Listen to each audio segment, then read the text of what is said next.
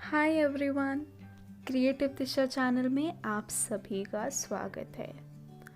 आज के वीडियो में हम बात करेंगे 24 सितंबर और 25 सितंबर के करंट अफेयर्स के बारे में।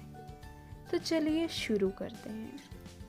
सबसे पहला प्रश्न है, विश्व समुद्री दिवस कब मनाया जाता है? तो दोस्तों, विश्व समुद्री दिवस को 24 सितंबर को मनाया जाता है। विश्व समुद्री दिवस 2020 का उत्सव लंदन में अंतर्राष्ट्रीय समुद्री संगठन मुख्यालय में आयोजित किया गया था। 1958 में आईएमओ कन्वेंशन के लागू होने के दिन को चिन्हित करने के लिए 17 मार्च 1978 को पहला विश्व समुद्री दिवस आयोजित किया गया था। विश्व समुद्री दिवस 2020 की थीम थी एक स्थायी ग्रह के लिए सतत शिपिंग। यह थीम नौवहन और अन्य क्षेत्रों के विश्व नेताओं के लिए अब तक किए गए कार्यों और स्थायी भविष्य के लिए आवश्यक तत्काल कदमों को प्रतिबिंबित करने प्रदान करती है। 3 बिलियन से अधिक लोग अपनी आजीविका के लिए समुद्री और तटीय जैव विविधता पर निर्भर हैं। चलिए आगे बढ़ते हैं और अगला प्रश्न देखते हैं। राष्ट्रीय सेवा योजना दिवस कब मनाया जाता है? तो इसका आंसर है 24 सितंबर। राष्ट्रीय सेवा योजना से 24 सितंबर 1969 को गांधी जी के जन्म शताब्दी वर्ष में शुरू की गई थी। इसीलिए 24 सितंबर को हर साल एनएसएस दिवस के रूप में मनाया जाता है। एनएसएस युवा मामलों और खेल मंत्रालय के तहत एक केंद्रीय क्षेत्र योजना है। एनएसएस का उद्देश्य सामुदायिक सेवा के माध्यम से छात्र के व्यक्तित्व का विकास करना है। एनएसएस का आदर्श वाक्य है, not me but you. NSS का लोगो ओडिशा के कोणार्क सूर्य मंदिर द ब्लैक पैगोडा के रथ व्हील पर आधारित है। चलिए आगे बढ़ते हैं। राष्ट्रपति रामनाथ कोविंद ने 2018-19 के लिए एनएसएस पुरस्कार दिए। राष्ट्रपति ने 3 विभिन्न श्रेणियों में 2018-19 के लिए 42 पुरस्कार विजेताओं को एनएसएस पुरस्कार दिए। यह एनएसएस पुरस्कार युवा मामले और खेल मंत्रालय में युवा मामलों के विभाग द्वारा दिए जाते हैं। यह विश्वविद्यालयों या कॉलेजों, परिषदों, वरिष्ठ माध्यमिक, एनएसएस इकाइयों या कार्यक्रम अधिकारियों और एनएसएस स्वयं सेवकों द्वारा बनाई गई स्वैच्छिक सामुदायिक सेवा के लिए दिया जाता है। चलिए आगे बढ़ते हैं। प्रमुख बंदरगाह प्राधिकरण विधेयक 2020 लोकसभा द्वारा पारित किया गया है। इस विधेयक में मौजूदा पोर्ट ट्रस्टों को बदलने के लिए प्रत्येक प्रमुख बंदरगाह के लिए एक प्रमुख बंदरगाह प्राधिकरण के गठन का प्रावधान है। Board of major port authority में एक चेयरमैन और एक डिप्टी चेयरपर्सन होगा और इसमें राज्य सरकार का सदस्य होगा। Board of major port authority में रेल मंत्रालय, रक्षा मंत्रालय और सीमा शुल्क विभाग से एक सदस्य होगा। यह विधेयक भारत के प्रमुख बंदरगाहों को अधिक स्वायत्तता प्रदान करता है, कामकाज में पारदर्शिता बढ़ाता है और विश्व स्तरीय बुनियादी ढांचे के विकास में उनकी मदद करता है। बिल के प्रावधानों का प्रमुख बंदरगाहों के सेवानिवृत्त कर्मचारियों की पेंशन पर कोई प्रभाव नहीं पड़ेगा। चलिए आगे बढ़ते हैं।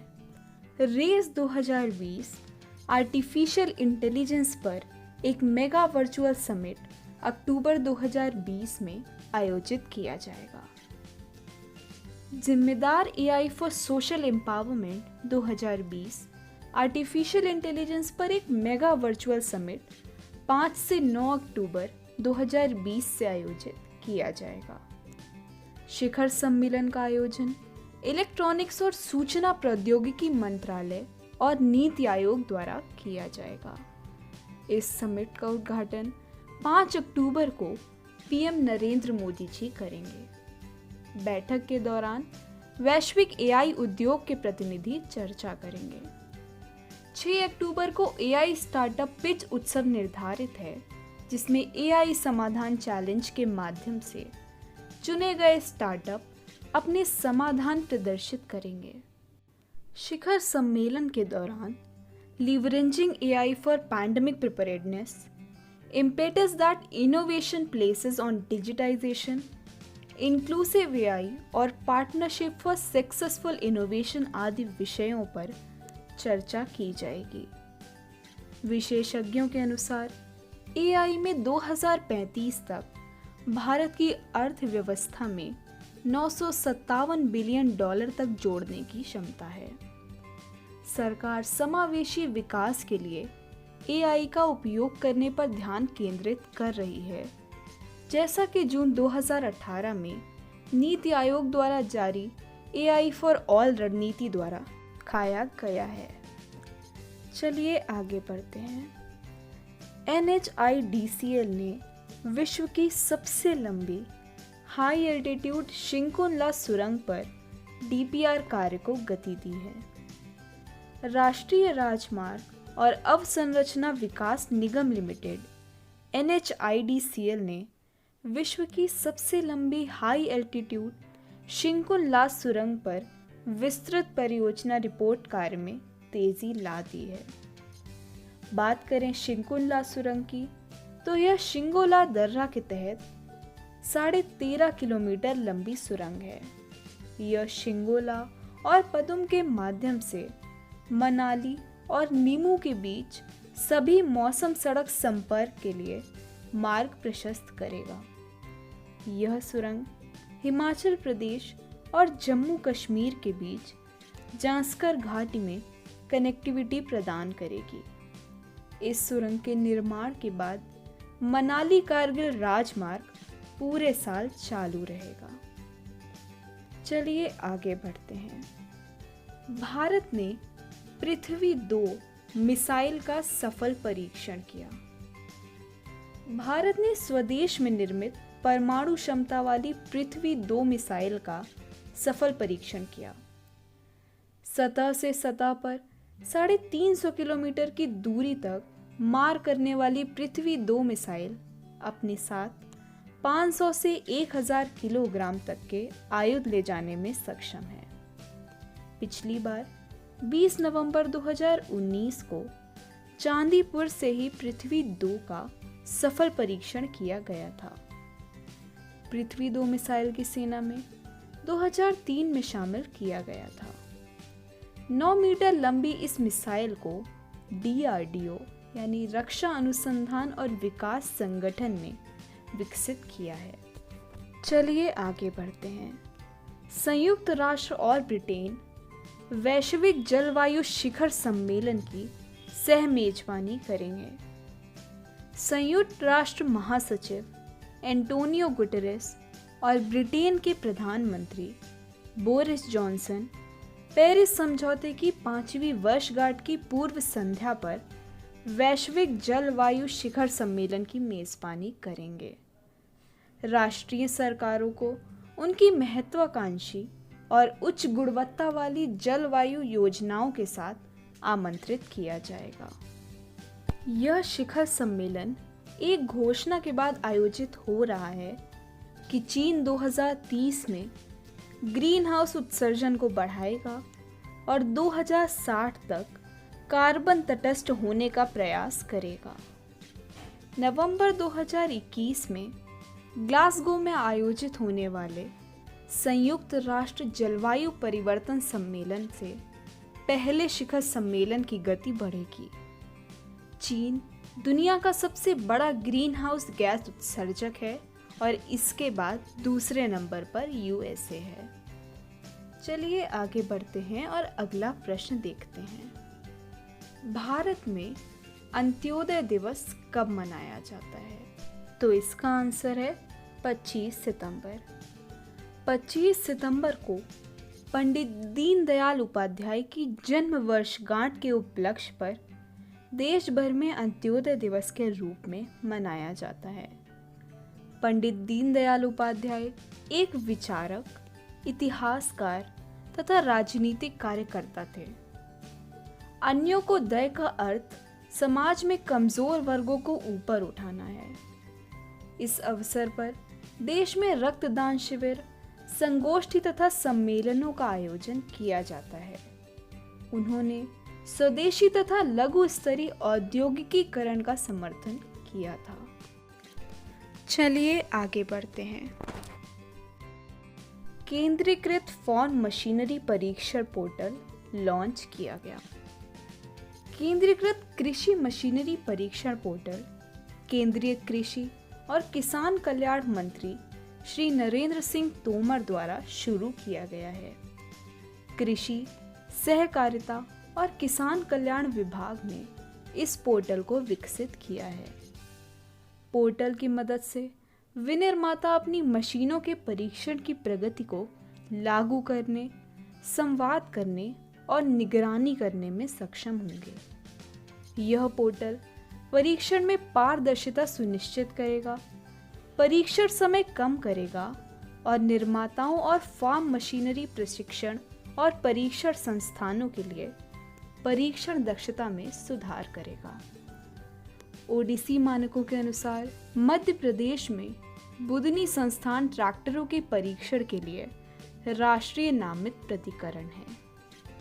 चलिए आगे बढ़ते हैं और अगला प्रश्न देखते हैं।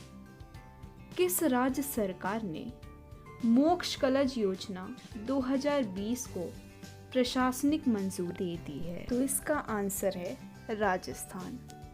राजस्थान के मुख्यमंत्री अशोक गहलोत ने मोक्ष कलश योजना 2020 को प्रशासनिक मंजूरी दे दी है। अपनों की अस्थियां गंगा में प्रवाहित करने के लिए हरिद्वार आने जाने के लिए समस्त व्यय का भुगतान देवस्थान विभाग करेगा। राजस्थान राज्यपथ परिवहन निगम की बसों से निःशुल्क यात्रा कराने के लिए मोक्ष कलश योजना 2020 शुरू की गई है। योजना में नोडल एजेंसी राजस्थान राज्यपथ परिवहन निगम होगा, जबकि वित्त पोषक विभाग देवस्थान विभाग होगा। योजना के तहत हुए समस्त व्यय के भुगतान की व्यवस्था देवस्थान विभाग द्वारा की जाएगी। अगला प्रश्न है, विश्व फार्मासिस्ट दिवस कब मनाया जाता है? तो इसका आंसर है 25 सितंबर। विश्व फार्मासिस्ट दिवस हर साल 25 सितंबर को दुनिया भर में मनाया जाता है। यह दुनिया भर में स्वास्थ्य में सुधार के लिए फार्मेसी पेशे की कीमत को दर्शाने के लिए मनाया जाता है। इस्तांबुल, तुर्की में FIP काउंसिलिंग ने 25 सितंबर को 2009 में विश्व फार्मासिस्ट दिवस घोषित किया था। FIP इस दिन पर फार्मासिस्टों से आग्रह करता है कि वो ऐसे आयोजन करें जिससे लोगों को स्वास्थ्य में फार्मासिस्ट की भूमिका की जानकारी मिले। चलिए आगे बढ़ते हैं और अगला प्रश्न देखते हैं। अगला प्रश्न है, संयुक्त राष्ट्र पर्यावरण कार्यक्रम के क्षेत्रीय राजदूत के रूप में किसे नियुक्त किया गया है? तो इसका आंसर है खुशी चिंदालिया। खुशी चिंदालिया को पर्यावरण के प्रति लगाव के चलते संयुक्त राष्ट्र पर्यावरण कार्यक्रम UNEP ने भारत के लिए क्षेत्रीय राजदूत नियुक्त किया है। वे जलवायु परिवर्तन और पर्यावरण संरक्षण के महत्व और परिवार की सुरक्षा की आवश्यकता के बारे में जागरूकता बढ़ाएंगी। वे फरवरी 2021 तक विभिन्न जागरूकता कार्यक्रमों पर टुंजा इको जेनरेशन के साथ कार्य करेंगी। चलिए आगे बढ़ते हैं और अगला प्रश्न देखते हैं। चलिए आगे बढ़ते हैं और अगला प्रश्न देखते हैं। हाल ही में किस देश के पूर्व क्रिकेट खिलाड़ी डीन जोन्स का मुंबई में निधन हो गया? तो दोस्तों, इसका आंसर है ऑस्ट्रेलिया। ऑस्ट्रेलिया के पूर्व क्रिकेट खिलाड़ी डीन जोन्स का मुंबई में निधन हो गया है। डीन जोन्स 1987 विश्व कप जीतने वाले ऑस्ट्रेलियाई टीम के सदस्य थे। उन्होंने ऑस्ट्रेलिया के लिए 52 टेस्ट मैच, 164 एक दिवसीय क्रिकेट मैच खेले थे। इस समय वे इंडियन प्रीमियर लीग की कमेंट्री टीम के साथ मुंबई में थे। जोन्स ने इंटरनेशनल क्रिकेट में डेब्यू 1984 में किया था। उन्होंने टेस्ट क्रिकेट में 86 से ज़्यादा की औसत से 3631 रन और वनडे में 44 से ज़्यादा की औसत से करीब 6000 रन बनाए थे। चलिए आगे बढ़ते हुए, यूपी में मान्यता प्राप्त पत्रकारों को 5 लाख का स्वास्थ्य बीमा योगी सरकार उपलब्ध कराएगी। उत्तर प्रदेश के मुख्यमंत्री योगी आदित्यनाथ ने 25 सितंबर 2020 को कहा कि राज्य में मान्यता प्राप्त पत्रकारों को प्रतिवर्ष 5 लाख रुपए का स्वास्थ्य बीमा कवर दिया जाएगा। इसके साथ ही योगी आदित्यनाथ सरकार ने कहा है कि प्रदेश में कोरोना संक्रमण की वजह से मरने वाले पत्रकारों के परिवार को सरकार की तरफ से 10 लाख रुपए तक आर्थिक मदद दी जाएगी। मुख्यमंत्री ने यह घोषणाएं राजधानी में नवनिर्मित पंडित दीनदयाल उपाध्याय सूचना परिसर भवन के उद्घाटन के दौरान की। उन्होंने कहा कि सूचना विभाग शासन और प्रशासन के कार्यों को मीडिया तक पहुंचाने हेतु एक सेतु का काम करता है। उन्होंने यह भी कहा कि कोरोना काल में मीडिया कर्मी काम कर रहे हैं और पत्रकारों को पूरी सुरक्षा और जागरूकता के साथ काम करते हुए संक्रमण से बचना चाहिए। चलिए आगे बढ़ते हैं। ICAR की राष्ट्रीय कृषि उच्च शिक्षा परियोजना के तहत कृतज्ञ हैकाथॉन का आयोजन किया गया। भारतीय कृषि अनुसंधान परिषद ने कृतज्ञ हैकाथॉन की योजना राष्ट्रीय उच्च शिक्षा परियोजना के तहत बनाई है। कृतज्ञ कृषि के लिए कृ, तकनीक के लिए त और ज्ञान के लिए ज्ञा है। इस इजी टेक हैकाथॉन का उद्देश्य महिलाओं के अनुकूल उपकरणों पर विशेष जोर देने के साथ कृषि मशीनीकरण को बढ़ाने के लिए संभावित प्रौद्योगिकी समाधानों को बढ़ावा देना है। विश्वविद्यालयों और तकनीकी संस्थानों के छात्र, संकाय और नव प्रवर्तक या उद्यमी इस हैकाथॉन में भाग ले सकते हैं। इस हैकाथॉन में एक समूह में अधिकतम 4 प्रतिभागी प्रतिस्पर्धा कर सकते हैं, जिनमें एक से अधिक संकाय या नव प्रवर्तक या उद्यमी नहीं होंगे। NAHEP ICAR द्वारा नवंबर 2017 में शुरू की गई भारत सरकार और विश्व बैंक की परियोजना है। इसका उद्देश्य छात्रों को गुणवत्तापूर्वक शिक्षा प्रदान करने के लिए राष्ट्रीय कृषि अनुसंधान और शिक्षा प्रणाली का समर्थन करना है। तो दोस्तों, आज के वीडियो में हमने बात करी 24 और 25 सितंबर के करंट अफेयर्स के बारे में। तो आज के लिए बस इतना ही। मिलते हैं अपने नेक्स्ट वीडियो में। अगर आपको यह वीडियो पसंद आया हो तो इस वीडियो को लाइक करें और क्रिएटिव दिशा चैनल को सब्सक्राइब कर लें। Thank you.